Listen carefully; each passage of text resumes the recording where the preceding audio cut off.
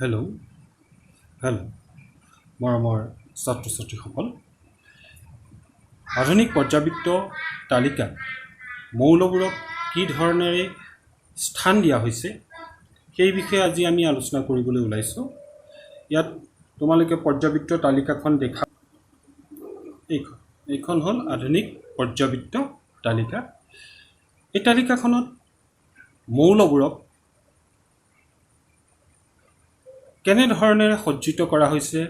ইতিমধ্যে অধ্যয়ন কৰোঁতে পাইছিলোঁ। তাত 18টা থিয় থিয় স্তম্ভ আছে আৰু 7টা পথালি শাৰী আছে। যিকেইটা থিয় থিয় স্তম্ভ আছে এইখিনিক আমি বৰ্গ বুলি কৈছোঁ, আৰু পথালি যিকেইটা শাৰী এইকেইটাক এটা এটা পৰ্যায় বুলি কোৱা হৈছে। অৰ্থাৎ তালিকাখনত পৰ্যায়ৰ সংখ্যা 7টা আৰু বৰ্গৰ সংখ্যা 18টা বৰ্গ 7টা পৰ্যায় আছে। এতিয়া তালিকাখন আধুনিক পৰ্যাবৃত্ত সূত্ৰৰ ওপৰত ভিত্তি কৰি বনোৱা হৈছে। এই আধুনিক পৰ্যাবৃত্ত সূত্ৰটোৰ মূল ধাৰণাটো হ'ল মৌলবোৰৰ মৌলিক ধৰ্ম পাৰমাণৱিক ভৰ নহয়, বৰঞ্চ মৌলবোৰৰ মৌলিক ধৰ্ম মৌলটোৰ পৰমাণু ক্ৰমাংকৰ ওপৰতহে নিৰ্ভৰশীল। এইটোৱে হ'ল আধুনিক পৰ্যাবৃত্ত সূত্ৰৰ মূল তত্ত্ব। আহাচোন আমি তালিকাখনত থকা মৌলবোৰৰ বিষয়ে অধ্যয়ন কৰিবলৈ আগবাঢ়োঁ। পৰ্যাবৃত্ত তালিকাখনত ধাতু আৰু অধাতুবোৰ, প্ৰধানকৈ মৌলসমূহ দুই ধৰণে ভাগ কৰা হৈছে। শ্ৰেণী বিভাজনত কৰোঁতেই দুটা ধৰণেৰে মৌলসমূহক ভাগ কৰা হৈছে। এটা হ'ল ধাতু, আনটো হ'ল অধাতু। ধাতুবোৰ, মেটেলছবোৰ আৰু অধাতুবোৰ অধাতু মৌলবোৰৰ তালিকাখনত ক'ত ক'ত স্থান দিয়া হৈছে চোৱাচোন। আধুনিক পৰ্যাবৃত্ত তালিকাখনত মৌলসমূহ ধাতু আৰু অধাতু হিচাপে প্ৰধানকৈ শ্ৰেণী বিভাজন কৰা হৈছে। এইখিনিতে এটা কথা আহি পৰে, এনে কেইটামান মৌল আছে যিকেইটা মৌল ধাতুৰ ধৰ্মও প্ৰদৰ্শন কৰে, ইয়াৰ বাহিৰে ইহঁতে অধাতুৰ ধৰ্মও প্ৰদৰ্শন কৰে। গতিকে ইহঁতক আমি প্ৰকৃতভাৱে ধাতু বুলিও ক'ব নোৱাৰোঁ বা অধাতু বুলিও ক'ব নোৱাৰোঁ। দে আৰ নট মেটেলছ নৰ নন মেটেলছ। সেইকাৰণে এইবোৰক আমি এটা বেলেগ নাম দিছোঁ। নামটো হ'ল ধাতু কল্প বা অৰ্ধ ধাতু, মেটালয়েড অৰ ছেমি মেটেলছ। পৰ্যাবৃত্ত তালিকাখনত ছডিয়াম, মেগনেছিয়াম, কেলছিয়াম এই মৌলবোৰ তালিকাখনৰ বাওঁফালে আছে, লেফ্ট হেণ্ড ছাইডত আছে। এইখিনি হ'ল ধাতু। ছালফাৰ, ক্লৰিনৰ দৰে যিবোৰ মৌল আছে এই মৌলখিনি অধাতু। গতিকে ইহঁতক ৰাইট হেণ্ড ছাইডত স্থান দিয়া হৈছে। তোমালোকে তালিকাখনৰ লেফ্ট হেণ্ড ছাইডৰ যিখিনি মৌল পাবা এই গোটেইখিনি মৌল সচৰাচৰ ধাতু মৌল। ইয়াত অৱশ্যে হাইড্ৰজেনটো ধাতু নহয়। এইকেইটা চোৱাচোন, বৰণ, চিলিকন, জাৰ্মেনিয়াম, আৰ্ছেনিক, এণ্টিমনি, টেলুৰিয়াম আৰু পলৰিয়াম। এইকেইটা ধাতু আৰু অধাতুৰ মাজৰ ধৰ্মবোৰ ইহঁতে প্ৰদৰ্শন কৰে। গতিকে এইকেইটাক আমি ধাতু বুলিও নকওঁ বা অধাতু বুলিও নকওঁ, এইকেইটাক আমি ধাতু কল্প, মেটালয়েডছ বা অৰ্ধ ধাতু হিচাপে নামকৰণ কৰিছোঁ। ইহঁতক ধাতু কল্প বা অৰ্ধ ধাতু বুলি কোৱা হয়। বৰণ, চিলিকন, জাৰ্মেনিয়াম, আৰ্ছেনিক, এণ্টিমনি, টেলুৰিয়াম আৰু পলনিয়াম এইকেইটা হ'ল ধাতু কল্প। ইয়াৰ বাহিৰে পৰ্যাবৃত্ত তালিকাখনৰ লেফ্ট হেণ্ড ছাইডে যিখিনি মৌল আছে এই গোটেইখিনি মৌল ধাতু, মেটেলছ। ৰাইট হেণ্ড ছাইডৰ মৌলখিনি অধাতু, নন মেটেলছ। তালিকাখনত বৰ্গ আছে, পৰ্যায় আছে, এনেকৈ শাখা কৰা হৈছে। আধুনিক পৰ্যাবৃত্ত তালিকাখনত 18টা থিয় স্তম্ভ আছে। এই থিয় থিয় যিকেইটা স্তম্ভ এইকেইটাক আমি বৰ্গ বুলি কৈছোঁ, আৰু 7টা পথালি শাৰী আছে। এই পথালি শাৰীবোৰক আমি পৰ্যায় বুলি কৈছোঁ। মনত থাকিব, থিয় স্তম্ভবোৰক গ্ৰুপছ, বৰ্গৰ সংখ্যা 18টা, পথালি শাৰীবোৰক কোৱা হৈছে পৰ্যায়, পৰ্যায়ৰ সংখ্যা 7টা। যিকোনো এটা বৰ্গ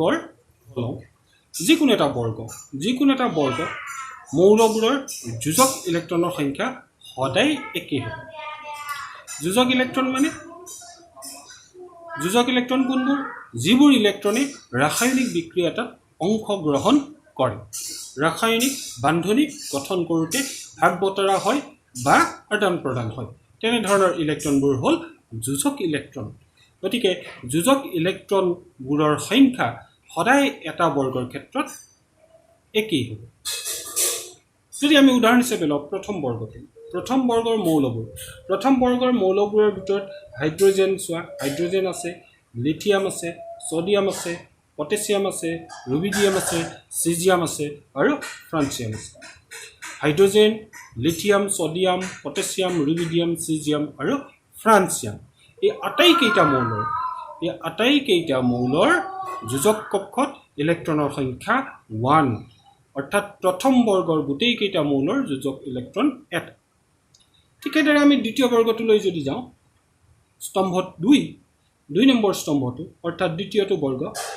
বৰ্গত যদি আমি যাওঁ দ্বিতীয়টো বৰ্গত থকা মৌলবোৰ হ'ল beryllium magnesium calcium strontium barium আৰু ৰেডিয়াম এইকেইটা মৌল beryllium magnesium calcium strontium barium আৰু ৰেডিয়াম এইকেইটা মৌল এই আটাইকেইটা মৌলৰ যোজক ইলেক্ট্ৰনৰ সংখ্যা 2 অৰ্থাৎ সেইকাৰণে ইহঁতক দ্বিতীয় বৰ্গটোত স্থান দিয়া হৈছে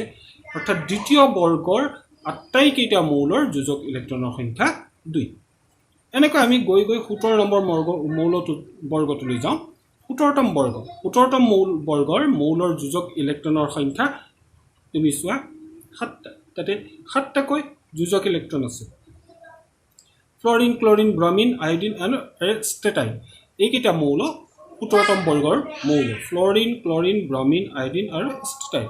এইকেইটা 17তম বৰ্গৰ মৌল এইকেইটা হেলোজেন বুলি কোৱা হয় হেলোজেন এলিমেণ্টছ বুলিও কোৱা হয় এইকেইটা হেলোজেন বৰ্গ গতিকে এই বৰ্গৰ আটাইকেইটা মৌলৰে শেষৰ যিটো কক্ষ যোজক কক্ষ তাত থকা ইলেক্ট্ৰনৰ সংখ্যা 7টা তাৰমানে বৰ্গ এটাই কি বুজাব অৰ্থাৎ বৰ্গ এটাই একে বহিকক্ষীয় ইলেক্ট্ৰনৰ বিন্যাস সূচাব একে বহিকক্ষীয় ইলেক্ট্ৰনৰ বিন্যাস বৰ্গ এটাই সূচায় আৰু বৰ্গ এটা ওপৰৰ পৰা তললৈ যেতিয়া আমি আগবাঢ়ি যাম ক্ৰমান্বয়ে কক্ষৰ সংখ্যা বাঢ়ি যাব এইটো কেনেকৈ হৈছে চোৱাচোন বৰ্গ এটাত ওপৰৰ পৰা তললৈ যোৱাৰ লগে লগে পৰ্যায় সংখ্যা বাঢ়ি যায় যেনে প্ৰথমটো বৰ্গৰ কথাকে আমি ধৰিছোঁ প্ৰথম বৰ্গৰ প্ৰথম মৌল হাইড্ৰজেন পৰ্যায় প্ৰথম গতিকে কক্ষ এটা দ্বিতীয়টো হ'ল লিথিয়াম পৰ্যায় 2টা পৰ্যায় কক্ষ 2টা সেল 2টা সোডিয়াম তৃতীয় পৰ্যায় গতিকে সেল 3টা পটাছিয়াম চতুৰ্থ পৰ্যায় গতিকে সেল 4টা ৰুবিডিয়াম পঞ্চম পৰ্যায় সেল 5টা চিজিয়াম ষষ্ঠ পৰ্যায় সেল 6টা আৰু ফ্ৰান্সিয়াম সপ্তম পৰ্যায় সেল হৈ গ'ল 7টা গতিকে বৰ্গ এটাত আমি যিমানেই ডাউন যাম যিমানেই তললৈ গৈ থাকিম সিমানেই কি হ'ব কক্ষৰ সংখ্যা এটাকৈ বৃদ্ধি হৈ গৈ থাকিব সো আমি চাই লওঁ আহাচোন প্ৰথমতে পৰ্যায় এটাত কি হয় পৰ্যায় এটাত আমি বাওঁফালৰ পৰা সোঁফাললৈ left hand side to right hand side পৰ্যায় এটাত যেতিয়া আমি বাওঁফালৰ পৰা ক্ৰমান্বয়ে সোঁফাললৈ এককৈ আগবাঢ়ি যাওঁ সিমানেই লেফ্ট হেণ্ড সাইডৰ পৰা ৰাইট হেণ্ড সাইডলৈ পাৰমাণৱিক সংখ্যা বাঢ়ি যায় পাৰমাণৱিক সংখ্যা বাঢ়ি যায় মানে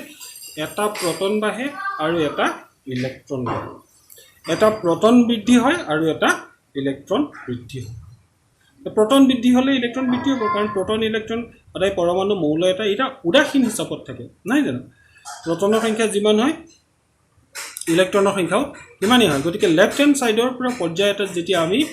ৰাইট হেণ্ড সাইডলৈ যাওঁ গতিকে তেতিয়া পাৰমাণৱিক সংখ্যা এককৈ বাঢ়ি যায় গতিকে ইলেক্ট্ৰনৰ সংখ্যাও এককৈ বাঢ়ি যায় তো দ্বিতীয় পৰ্যায়টোতে ধৰিছোঁ লিথিয়ামৰ পৰমাণু ক্ৰমাংক 3 পাৰমাণৱিক সংখ্যা 3 তাৰপিছত বেৰিলিয়াম 4 তাৰমানে পৰমাণু ক্ৰমাংক 4 হ'ল মানে লিথিয়ামতকৈ প্ৰটনৰ সংখ্যা এটা বেছি বেৰিলিয়ামত ঠিক সেইদৰে ইলেক্ট্ৰনৰ সংখ্যাও এটা বেছি হয় বৰণত 5 মানে বেৰিলিয়ামত 4 আছিলে বৰণত প্ৰটন এটা বাহিল আকৌ ইলেক্ট্ৰনো ঠিক সেইদৰে এটা বাহিব কাৰ্বনত আহি গ'ল 6 কাৰ্বনত 6 অহাৰ লগে লগে কি হ'ব ঠিক সেইদৰে প্ৰটন এটাও বাহিব আগৰ দৰে আৰু ইলেক্ট্ৰন এটাও বাহিব অৰ্থাৎ তুমি যিমানে লেফট হ্যান্ড সাইডৰ পৰা ৰাইট হ্যান্ড সাইডলৈ গৈ থাকিবা সিমানে কি হ'ব প্ৰটনৰ সংখ্যা বৃদ্ধি পাব আৰু লগতে ইলেক্ট্ৰনৰ সংখ্যাও এককৈ বাঢ়ি যাব আমি একেটা পৰ্যায় যদি লওঁ একেটা পৰ্যায় মৌল লওঁ যদি একেটা পৰ্যায় মৌলৰ সমূহৰ কক্ষৰ সংখ্যাৰ কথাটো যাওঁ কিমান হ'ব দ্বিতীয় পৰ্যায় কক্ষ দুটাই হ'ব আৰু দ্বিতীয় পৰ্যায় গোটেই কেইটা মৌলৰ কক্ষৰ সংখ্যা দুটা হ'ব আৰু প্ৰথম কক্ষটো হ'ব কে কক্ষ দ্বিতীয় কক্ষটো হ'ব এল কক্ষ তৃতীয় পৰ্যায়ত কক্ষৰ সংখ্যা কেইটা হ'ব মাত্ৰ তিনিটা হ'ব কে কক্ষ এল কক্ষ এম কক্ষ অৰ্থাৎ পৰ্যায়ৰ নম্বৰটোৱে কক্ষৰ সংখ্যা সেলৰ সংখ্যা নিৰ্দেশ কৰিব চতুৰ্থ পৰ্যায় কে এল এম এন তাৰমানে চাৰিটা পৰ্যায় চাৰিটা কক্ষ আহিব এনেকৈ আমি কক্ষবোৰ নিৰ্ধাৰণ কৰি ল'ব পাৰিম এতিয়া এটা কক্ষত কিমানখিনি ইলেক্ট্ৰন থাকিব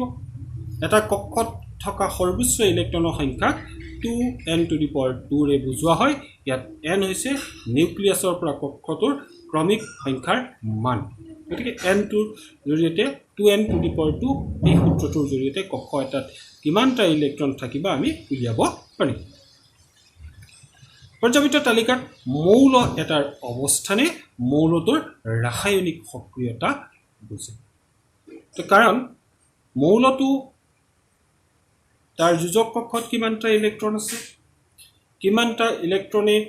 আদান প্ৰদান বা ভাগ বতৰাৰ জৰিয়তে বান্ধনী গঠন কৰিব পাৰিব আৰু বান্ধনী গঠন কৰা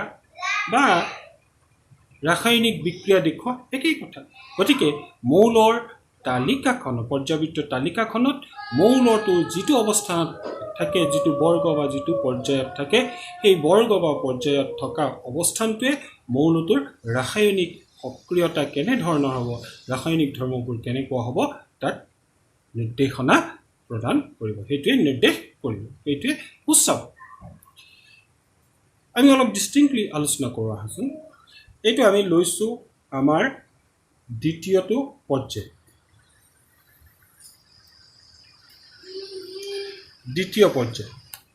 পৰ্যায় মৌল ফাৰ্ষ্ট মৌলটো হ'ল লিথিয়াম গতিকে তাৰ কক্ষ দ্বিতীয় পৰ্যায় কক্ষৰ সংখ্যা কেইটা হ'ব দুটা হ'ব প্ৰথম কক্ষত দুটা ইলেক্ট্ৰন কাৰণ প্ৰথম কক্ষত কে কক্ষত ম্যাক্সিমাম ইলেক্ট্ৰনৰ নাম্বাৰছ দুটাতকৈ বেছি থাকিব নোৱাৰে আৰু দ্বিতীয় কক্ষ এল কক্ষত 1 ইলেক্ট্ৰনছ গতিকে দুটা প্ৰথম কক্ষত দ্বিতীয় কক্ষত এটা ইলেক্ট্ৰন লিথিয়ামৰ পৰা বেৰিলিয়ামলৈ কৈছো বেৰিলিয়ামলৈ যোৱাৰ লগে লগে প্ৰথম কক্ষত দুটা ইলেক্ট্ৰন দ্বিতীয় কক্ষত এটা ইলেক্ট্ৰন আৰু যোগ হৈ গ'ল গতিকে দ্বিতীয় কক্ষত হৈ গ'ল দুটা ইলেক্ট্ৰন তুমি চোৱা lithium to beryllium to boron two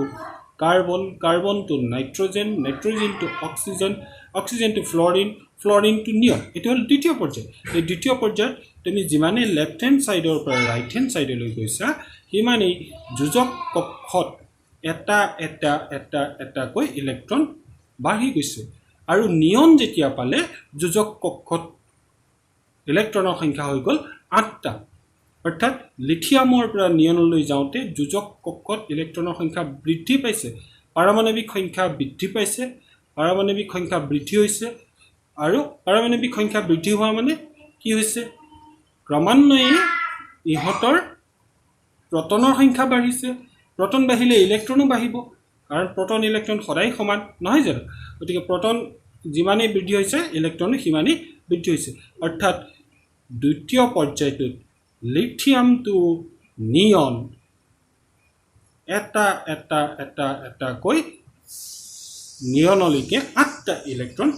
বৃদ্ধি হৈছে চোৱাচোন লিথিয়ামত এটা ইলেক্ট্ৰন বেৰিলিয়ামত দুটা বৰণত 3টা কাৰ্বনত 4টা নাইট্ৰজেনত 5টা অক্সিজেনত 6টা ফ্লৰিনত 7টা নিয়নত 8টা এনেকৈ বাঢ়িছে তৃতীয় পৰ্যায়টোত চোৱা থাৰ্ড পিৰিয়ডত sodium magnesium aluminium silicon phosphorus sulphur chlorine argon ইহঁতৰ তৃতীয় পৰ্যায় কক্ষ কেইটা হ'ব তিনিটা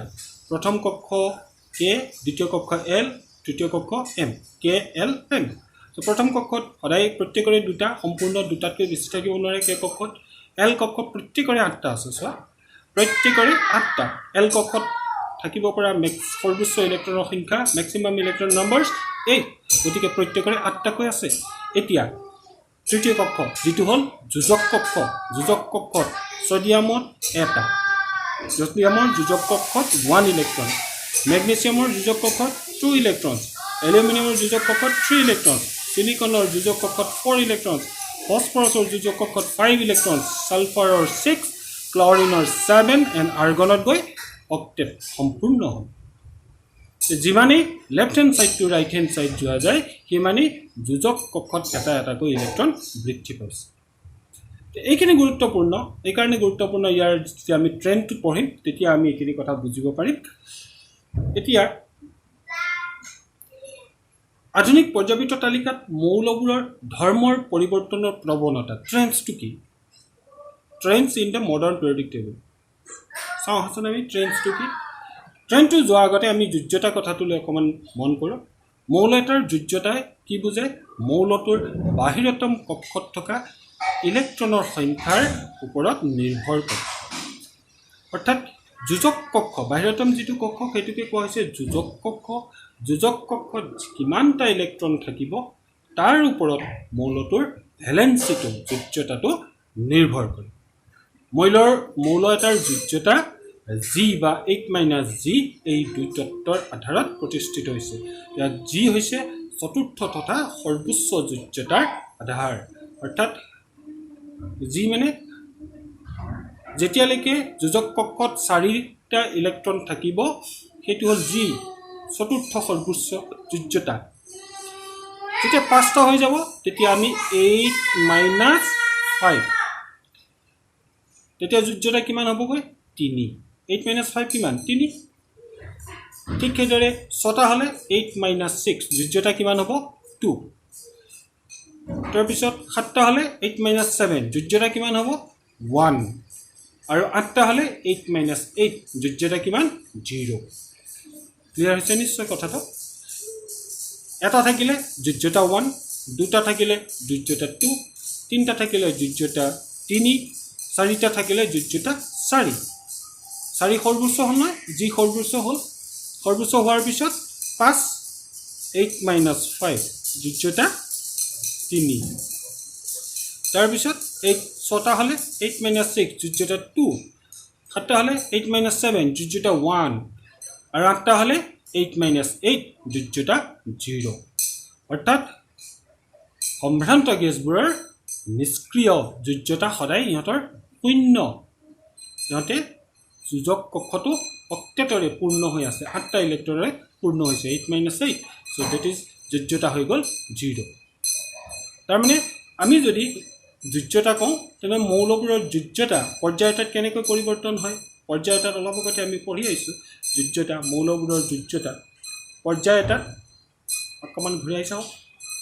আগলৈ গৈ এতিয়া এই তৃতীয় পৰ্যায়টো মৌলবোৰৰ যোজ্যতা সোডিয়ামৰ 1 যোজক কক্ষত এটা ইলেক্ট্ৰন আছে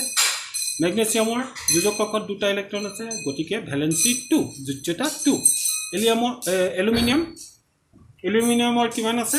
3টা ইলেক্ট্ৰনছ আছে ভ্যালেন্সি 3 সিলিকনৰ কেইটা আছে 4 number of electrons are there in the valence shell 4টা যোজক কক্ষত ইলেক্ট্ৰন আছে সো যোজ্যতা 4 বাট ফসফৰাছৰ 5 8 - 5 that is 3 sulfur 6টা 8 - 6 that is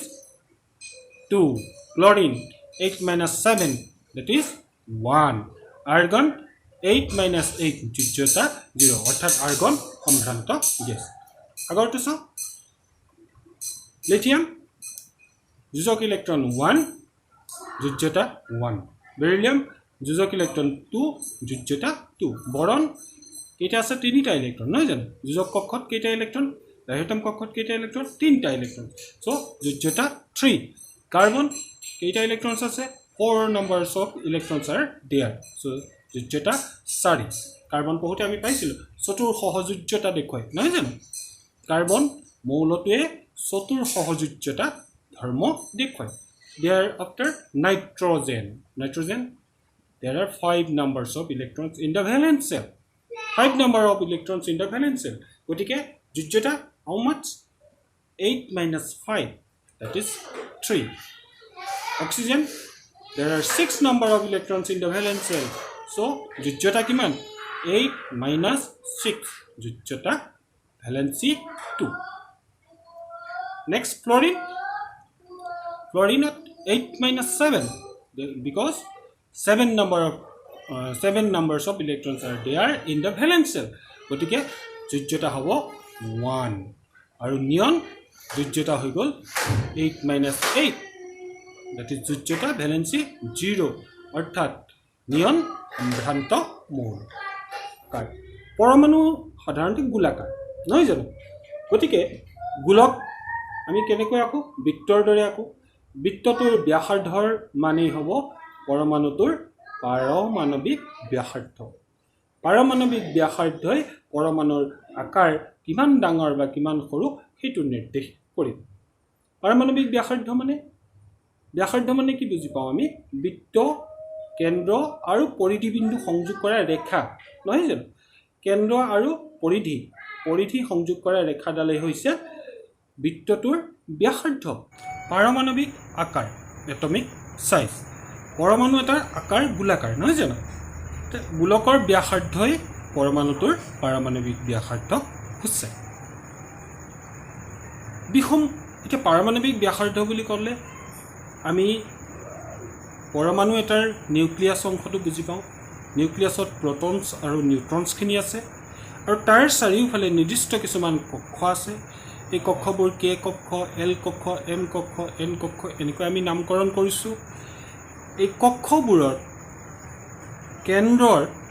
পৰা অৰ্থাৎ নিউক্লিয়াছৰ পৰা যোজক কক্ষ কোনটো একেবাৰে বাহিৰতম কক্ষটোৱে হ'ল যোজক কক্ষ নিউক্লিয়াছৰ কেন্দ্ৰৰ পৰা যোজক কক্ষলৈকে যিমানখিনি দূৰত্ব অৰ্থাৎ আমি কেন্দ্ৰ বুলি কৈছোঁ নিউক্লিয়াছটোক আমি কেন্দ্ৰ বুলি ধৰিম নিউক্লিয়াছক কেন্দ্ৰ আৰু বহিতম কক্ষৰ মাজৰ দূৰত্বই হ'ব পৰমাণুটোৰ পাৰমাণৱিক আকাৰ অৰ্থাৎ বিষম পৰমাণু এটাৰ নিউক্লিয়াছৰ কেন্দ্ৰ আৰু বহিতম কক্ষটোৰ মাজৰ যিটো দূৰত্ব সেই দূৰত্বকে পাৰমাণৱিক আকাৰ বুলি কোৱা হয় এটমিক সাইজ বুলি কোৱা হয় হাইড্ৰজেনৰ পাৰমাণৱিক ব্যাসাৰ্ধৰ মান 37 pm picometer pm is picometer 1 picometer is equal to 10 to the power minus 12 meters ইমান সূক্ষ্ম হাইড্ৰজেনৰ পাৰমাণৱিক ব্যাসাৰ্ধৰ মান 37 picometer pm বুলি লিখা হয় 1 picometer is equal to 10 to the power minus 12 meter আমি এতিয়া পৰ্যায় এটাত ক্ৰমটো চাওঁ হাসন পৰ্যায় এটাত ক্ৰম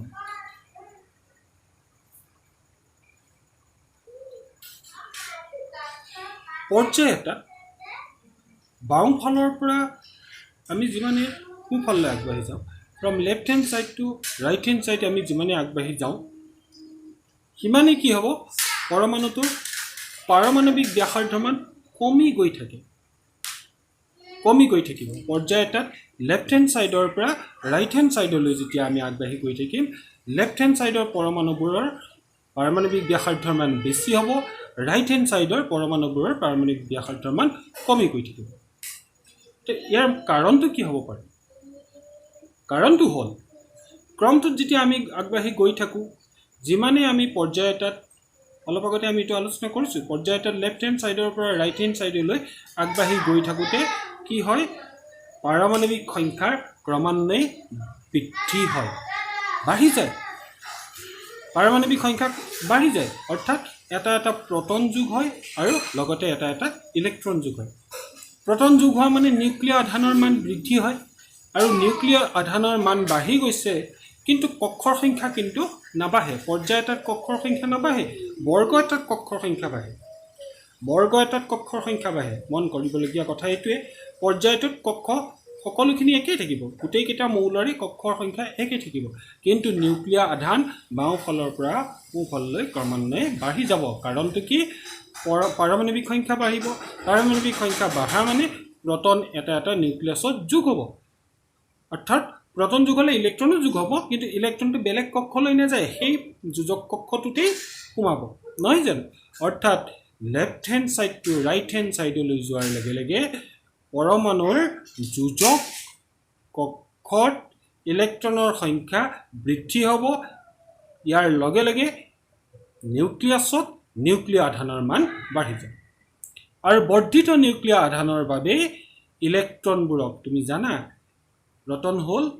ধনাত্মক আধানযুক্ত ইলেক্ট্ৰনবোৰ ঋণাত্মক আধানযুক্ত আৰু ধনাত্মক আৰু ঋণাত্মক আধানৰ মাজত কি বল আছে আকৰ্ষণ বল আছে কলম্বিয়া আকৰ্ষণ বল নহয় জানো আকৰ্ষণ বল থকাৰ কাৰণে ইলেক্ট্ৰনবোৰ আঁতৰি যাব নোৱাৰে গতিকে প্ৰটনবোৰে কি কৰিব যেহেতু নিউক্লিয়াৰ আধানৰ মান বাঢ়ি গ'ল নিউক্লিয়াছত নিউক্লিয়াৰ আধানৰ মান বাঢ়ি গ'ল বৰ্ধিত নিউক্লিয়াৰ আধানে কি কৰিব যোজক কক্ষৰ ইলেক্ট্ৰনবোৰক কেন্দ্ৰৰ ফালে বেছি জোৰেৰে টানিবলৈ সুবিধা পাব অৰ্থাৎ লেফ্ট হেণ্ড সাইডৰ পৰা ৰাইট হেণ্ড সাইডলৈ যোৱাৰ লগে লগে কি হ'ব বৰ্ধিত নিউক্লিয়াৰ আধানৰ বাবে যোজক কক্ষৰ ইলেক্ট্ৰনবোৰ কেন্দ্ৰৰ ওচৰলৈ চাপি আহিব কেন্দ্ৰৰ ফালে বেছিকৈ আকৰ্ষিত হ'ব আৰু ক্ৰমান্বয়ে পাৰমাণৱিক আকাৰ কমি গৈ থাকিব অৰ্থাৎ পৰ্যায় এটাত from left hand side to right hand side পৰমাণুৰ পাৰমাণৱিক ব্যাসাৰ্ধৰ মান বাঢ়ি নাযায় বৰঞ্চ কি হ'ব কমি যাব ইয়াৰ কাৰণটো হ'ল নিউক্লিয়াছত নিউক্লিয়াৰ আধানৰ মান বাঢ়িব প্ৰটনৰ সংখ্যা বাঢ়িব আৰু বৰ্ধিত নিউক্লিয়াৰ আধানে যোজক কক্ষত থকা ইলেক্ট্ৰনবোৰক তাৰ কেন্দ্ৰৰ ফালে বেছিকৈ আকৰ্ষণ কৰিব অৰ্থাৎ বৰ্ধিত নিউক্লিয়াৰ আধানৰ বাবে যোজক কক্ষৰ ইলেক্ট্ৰনবোৰ কেন্দ্ৰৰ অভিমুখে বেছিকৈ আকৰ্ষিত হ'ব আৰু ইয়াৰ ফলত পৰ্যায় এটাত from left hand side to right hand side nuclear আধানৰ বৃদ্ধিৰ লগে লগে পাৰমাণৱিক ব্যাসাৰ্ধ কমি যাব গতিকে লেফ্ট হেণ্ড সাইডৰ পৰমাণুবোৰ বেছি ডাঙৰ হ'ব আৰু ৰাইট হেণ্ড সাইডৰ পৰমাণুবোৰ সৰু হৈ গৈ থাকিব যিমানে আমি ৰাইট হেণ্ড সাইডলৈ গৈ থাকিম সিমানেই পৰমাণুৰ আকাৰটো কমি গৈ থাকিব সৰু হৈ গৈ থাকিব এবাৰ চাওঁ বৰ্গ এটাত কি হ'ব পাৰে বৰ্গ এটাত কেনেকৈ হয় বৰ্গ এটাত চাওঁ আহাচোন বৰ্গ এটাত মৌলৰ ধৰ্ম বৰ্গ এটাত আমি কি কৰোঁ ওপৰৰ পৰা তললৈ যাব লাগিব নহয় জানো বৰ্গ এটাত ওপৰৰ পৰা তললৈ গৈ থাকিলে পাৰমাণৱিক ব্যাসাৰ্ধৰ মান বাঢ়ি যায় কিয় বাঢ়িব কাৰণ বৰ্গ এটাত ওপৰৰ পৰা তললৈ আমি যিমানেই গৈ থাকিম সিমানেই পৰ্যায়বোৰ সলনি হৈ গৈ থাকিব পৰ্যায়বোৰ বাঢ়ি গৈ থাকিব পৰ্যায় বঢ়াৰ লগে লগে কি হ'ব কক্ষৰ সংখ্যাও বৃদ্ধি হৈ গৈ থাকিব অৰ্থাৎ ওপৰৰ মৌলসমূহৰ কক্ষ সংখ্যা কম একেবাৰে টপমষ্টত যিটো আছে তাৰ কক্ষ 1 হ'ব নহয় জানো তাৰপিছত তাৰ নেক্সটটো 2 নেক্সটটো 3 নেক্সটটো 4 ডেট মিনছ কক্ষৰ সংখ্যা তললৈ যোৱাৰ লগে লগে নতুন নতুন কক্ষ যোগ হৈ গৈ থাকে যিমানেই আমি বৰ্গ এটাত ওপৰৰ পৰা তললৈ যাম সিমানেই নতুন নতুন কক্ষ যোগ হৈ গৈ থাকিব চোৱাচোন নতুন নতুন কক্ষ যোগ হৈ গৈ থাকিব আমি যিমানেই ওপৰৰ পৰা তললৈ যাম সিমানেই নতুন নতুন কক্ষ যোগ হৈ আছে আমি প্ৰথম লৈছোঁ ইয়াত হাইড্ৰজেনত লিথিয়াম ছডিয়াম পটাছিয়াম ইৰিডিয়াম চিজিয়াম হাইড্ৰজেনত এটা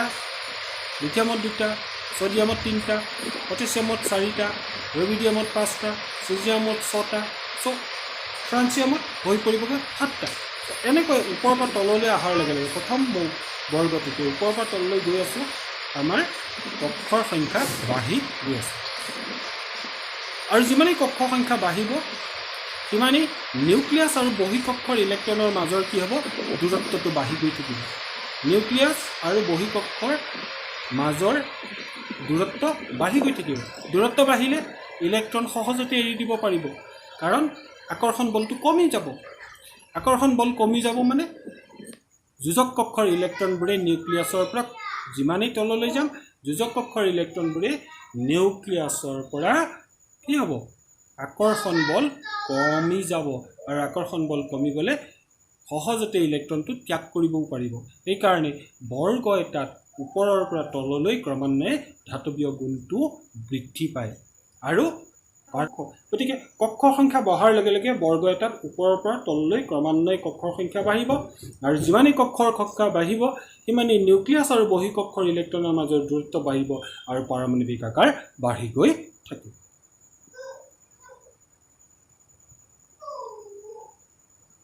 এতিয়া আমি চাওঁ পৰ্যায় এটাত ধাতৱীয় আৰু অধাতৱীয় গুণবোৰ কেনেকৈ পৰিৱৰ্তন হয় পৰ্যায় এটাত বাওঁফালৰ পৰা সোঁফাললৈ গৈ থাকিলে বাওঁফালৰ পৰা সোঁফাললৈ গৈ থকাৰ লগে লগে নিউক্লিয় আধানৰ মান বাঢ়ি গৈ থাকে গতিকে ইলেক্ট্ৰনৰ ওপৰত আকৰ্ষণ যিটো বল সেই আকৰ্ষণ বলটোৰ মানো বাঢ়ি গৈ থাকে তাৰমানে বাওঁফালৰ পৰা সোঁফাললৈ তুমি গৈ আছা সিমানেই কি হ'ব পাৰমাণৱিক ব্যাসাৰ্ধৰ মান কমিব আকাৰটো কমি গৈ থাকিব আৰু নিউক্লিয়াছৰ যিটো আকৰ্ষণী বল ইলেক্ট্ৰনৰ ওপৰত সেইটো বাঢ়ি গৈ থাকিব পৰমাণুবোৰ আকাৰ সৰু হৈ গৈ থাকিব আৰু নিউক্লিয়াছৰ আকৰ্ষণ বলটো বাঢ়ি গৈ থাকিব অৰ্থাৎ আকৰ্ষণ বল বাঢ়ি গ'লে ইলেক্ট্ৰন সহজতে এৰি দিব পাৰিব জানো বেছি বলেৰে টানিলে ইলেক্ট্ৰন এৰি দিব পাৰিব জানো নিশ্চয় নোৱাৰে গতিকে ইলেক্ট্ৰন হেৰুৱাৰ প্ৰৱণতাটো কমি যাব ইলেক্ট্ৰন হেৰুৱাৰ প্ৰৱণতা কমিব মানে ধাতৱীয় ধৰ্মটো কমি যাব অৰ্থাৎ লেফ্ট হেণ্ড ছাইডৰ পৰা ৰাইট হেণ্ড ছাইডলৈ যোৱাৰ লগে লগে ধাতৱীয় ধৰ্ম হ্ৰাস পাব কিন্তু অধাতৱীয় ধৰ্ম বাঢ়িব তাৰমানে ধাতু নহ'ব লেফ্ট হেণ্ড ছাইডৰ মৌলখিনি ধাতু হ'ব ৰাইট হেণ্ড ছাইডৰ মৌলখিনি ইলেক্ট্ৰন এৰি দিব পাৰিব জানো ধাতুৱেহে ইলেক্ট্ৰন এৰিব পাৰে অধাতুৱে ইলেক্ট্ৰন গ্ৰহণ কৰে ধাতুৱে ইলেক্ট্ৰন এৰে নহয় জানো গতিকে লেফ্ট হেণ্ড ছাইডৰ পৰা ৰাইট হেণ্ড ছাইডলৈ যোৱাৰ লগে লগে ধাতৱীয় গুণ কমিব অধাতৱীয় গুণ বাঢ়িব অৰ্থাৎ পৰ্যায় এটাত বাওঁফালৰ মৌলবোৰ বেছি ধাতৱীয় গুণ সম্পন্ন হ'ব আৰু সোঁফালৰ মৌলবোৰ বেছি অধাতৱীয় গুণ সম্পন্ন হ'ব বৰ্গ এটাত চাওঁ বৰ্গ এটাত ওপৰৰ পৰা আমি তললৈ গৈ থাকিলে ক্ৰমান্বয়ে কি হ'ব নিউক্লিয় আধানৰ মান কমি যাব নিউক্লিয় আধানৰ মান কমি গৈ থাকে ইয়াৰ কাৰণ হৈছে যিহেতু নতুন নতুন কক্ষ যোগ হয় ওপৰৰ পৰা তললৈ গৈ আছে বৰ্গ এটাত ওপৰৰ পৰা তললৈ আমি আগবাঢ়ি আছোঁ ওপৰৰ পৰা প্ৰথম পৰ্যায় এটা কক্ষ দ্বিতীয় পৰ্যায় দুটা কক্ষ তৃতীয় তিনিটা কক্ষ চতুৰ্থ চাৰিটা কক্ষ চ' আমি বৰ্গ এটাত ওপৰৰ পৰা তললৈ ক্ৰমান্বয়ে গৈ থাকিলে লাহে লাহে লাহে লাহে কক্ষবোৰ যোগ হৈ গৈ থাকিব যিমানেই পৰ্যায় আহিব যিমান পৰ্যায় সপ্তম পৰ্যায় 7টা কক্ষ হ'ব ষষ্ঠ পৰ্যায় 6টা কক্ষ হ'ব নহয় জানো অৰ্থাৎ ওপৰৰ পৰা তললৈ গৈ থাকিলে পৰ্যায় সংখ্যা বাঢ়িব আৰু বৰ্গৰ সংখ্যাও বাঢ়িব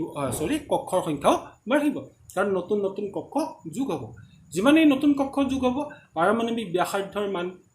বাঢ়ি গৈ থাকিব পৰমাণুটো আকাৰ ডাঙৰ হৈ গৈ থাকিব পৰমাণুটো যিহেতু আকাৰ ডাঙৰ হৈ গৈ থাকিব নিউক্লিয়াছ আৰু একেবাৰে যোজক কক্ষৰ ইলেক্ট্ৰনৰ মাজৰ যিটো আকৰ্ষণ বল দূৰত্ব বাঢ়ি যাব দূৰত্ব বাঢ়ি গ'লে আকৰ্ষণী বলৰ মান বাঢ়িব নে কমিব নিশ্চিতভাৱে কমি যাব সেয়ে মৌল এটাই সহজতে ইলেক্ট্ৰন হেৰুৱাব পাৰিব ইলেক্ট্ৰন ক'ৰ পৰা হেৰুৱায় যোজক কক্ষৰ পৰা হেৰুৱায় গতিকে যোজক কক্ষৰ ইলেক্ট্ৰন এটা সহজতে হেৰুৱাব পাৰিব অৰ্থাৎ বৰ্গ এটাত ধাতৱীয় ধৰ্ম ক্ৰমান্বয়ে ওপৰৰ পৰা তললৈ গ'লে বাঢ়ি যাব আৰু অধাতৱীয় ধৰ্ম কমি যাব চ' এইখিনি আছিল আমাৰ আজিৰ পাঠটোত আলোচনা কৰিবলগীয়া কথা আজিলৈ আমি ইমানতে সামৰিছোঁ কমেণ্টছ কৰিবা আৰু পৰৱৰ্তী সময়ত আমি এইবোৰ কথা আলোচনা কৰিম থেংক ইউ